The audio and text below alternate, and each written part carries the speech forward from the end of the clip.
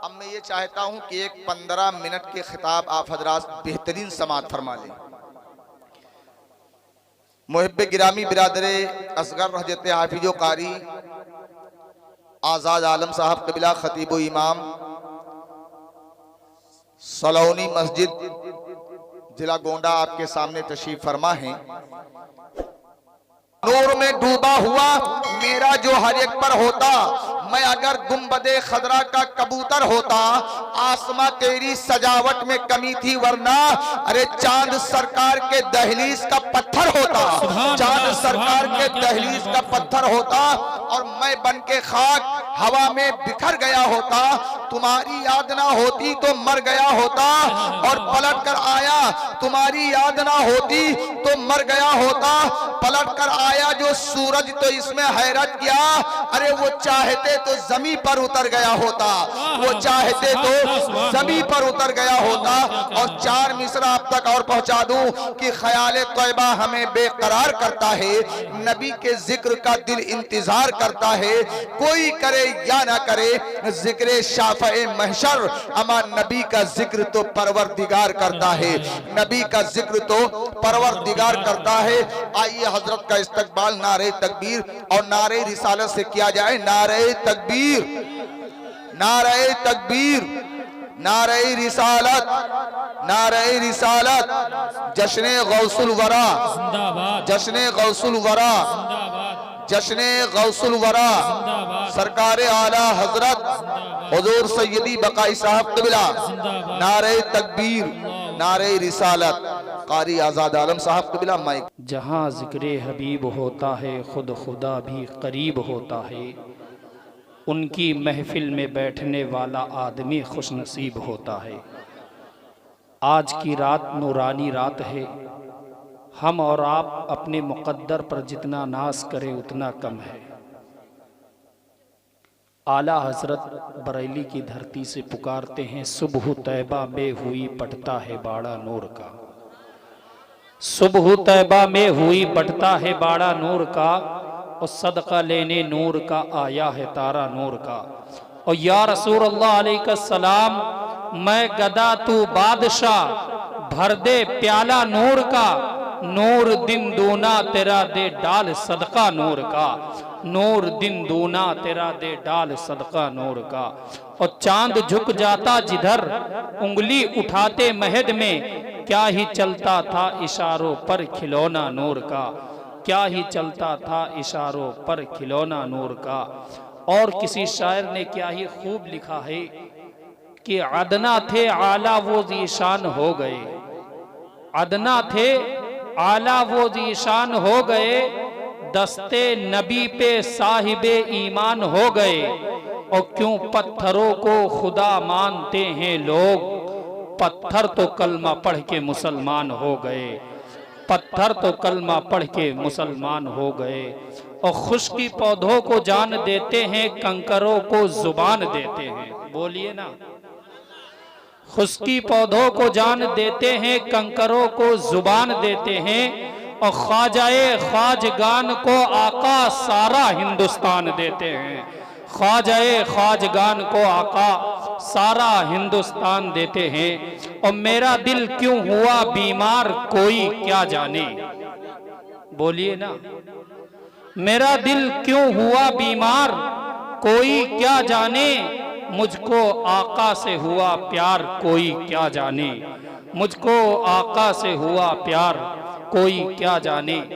हज़रात गिरामी, हम तमामी हज़रात यहाँ पर हुजूर सैयदना गौसे पाक रज़ी अल्लाह ताला अन्हु की महफिल पाक में तशरीफ़ लाए और उलमाए कराम के नूरानी बयान को आपने सुना, आपने नाज शरीफ भी सुनी।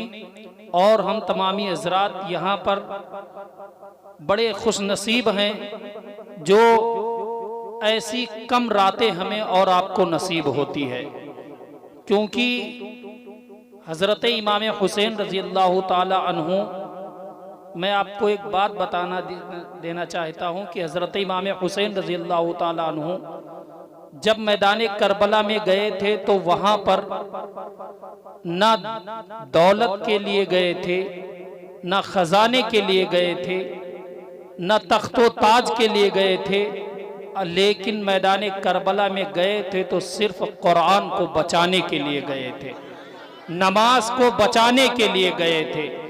जो कुरान, जो नमाज, जो इस्लाम हम तक पहुंचा है, ये आसानी से नहीं पहुंचा है, क्योंकि ये इस्लाम को हजरत इमाम हुसैन ने अपने खून से सींचा, तब जाके ये इस्लाम यहाँ तक पहुंचा है।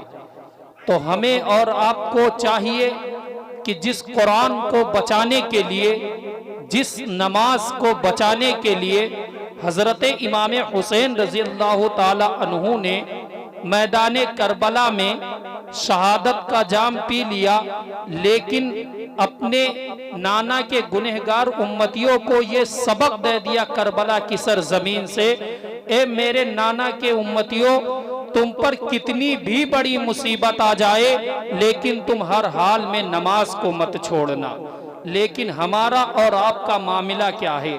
हुजूर सैयदना गौसे पाक रजी अल्लाह ताला अन्हु की बारगाह में एक शख्स हाजिर होता है और हाजिर होने के बाद अर्ज करता है, या सरकार, मैं आपकी बारगाह में आया हूं, मेरे घर का हाल कुछ इस तरीके से है कि मैं बहुत बड़ा रईस आदमी हूं और मेरे घर में मेरी बीबी भी नमाज पढ़ती है, मेरे बच्चे भी नमाज पढ़ते हैं, मेरी बेटियां भी नमाज पढ़ती हैं, मैं खुद भी नमाज पढ़ता हूं, मेरे घर में सुबह शाम कुरान की तिलावत होती है।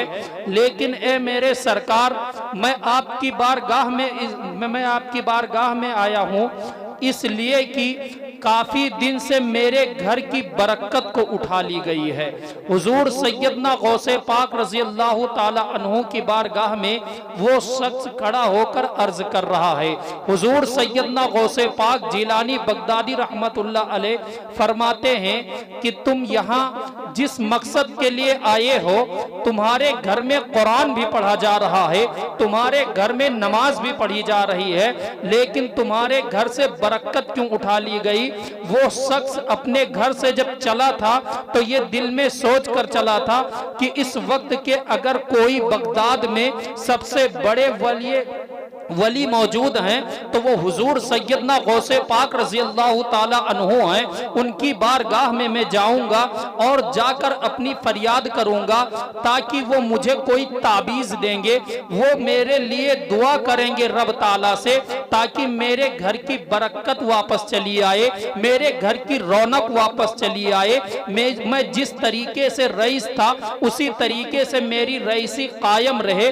अब वो शख्स ये सोचकर हुजूर सैयदना गौसे पाक रजी अल्लाह ताला अन्हु की बारगाह में पहुंचा और पहुंचने के बाद अर्ज किया, या मेरे सरकार, मैं आपकी बारगाह में आया हूं, मेरे घर का माहौल इस तरीके से है कि मेरे घर में नमाज भी पढ़ी जा रही है, मेरे घर में बच्चे कुरान की तिलावत भी करते हैं, लेकिन कुछ महीनों से इस तरीके से हो गया है कि मेरे घर की बरकत को उठा ली गई है। हुजूर, मुझे कोई रास्ता बता दीजिए। हुजूर, मैं आपकी बारगाह में आया हूँ, मुझे कोई ताबीज दे दीजिए। हुजूर, मेरे लिए परवरदिगारे आलम की बारगाह में दुआ कर दीजिए। हुजूर सैयदना गौसे पाक रजी अल्लाह ताला अन्हु ने ना तो उनके लिए दुआ की, ना उनको कोई ताबीज बना कर दिया, बल्कि जिस तरीके से वो आया था उसी तरीके से बताया कि जिस तरीके से तुम आए हो इसी तरीके से तुम घर मत जाना, तुम बाजार चले जाना और बाजार जाकर एक चादर खरीद लेना। अब वो शख्स सोच रहा है कि मैं तो सरकार की बारगाह में गया था दुआ कराने के लिए, मैं तो सरकार की बारगाह में गया था ताबीज लाने के लिए ताकि मेरे घर में बरकत हो जाए, मेरे घर में रिस्क आ जाए, लेकिन हुजूर ने न तो दुआ की ना कोई ताबीज दिया, बल्कि मुझे खर्चे में डाल दिया और कहा जाओ बाजार से एक चादर खरीद लेना। हुजूर बताइए। मैं चादर लेकर अब फिर वो गया शख्स और बाजार गया, एक चादर लिया, चादर लेकर हुजूर सरकार सैयदना गौसे पाक रजी अल्लाह ताला अन्हु की बारगाह में हाजिर हुआ। हाजिर होने के बाद हुजूर सरकार गौसे पाक रजी अल्लाह ताला अन्हु ने इरशाद फरमाया, ए आने वाले मेरे मुरीद, अब तुम इस चादर को लेकर जाओ और अपने घर के दरवाजे पर लगा देना।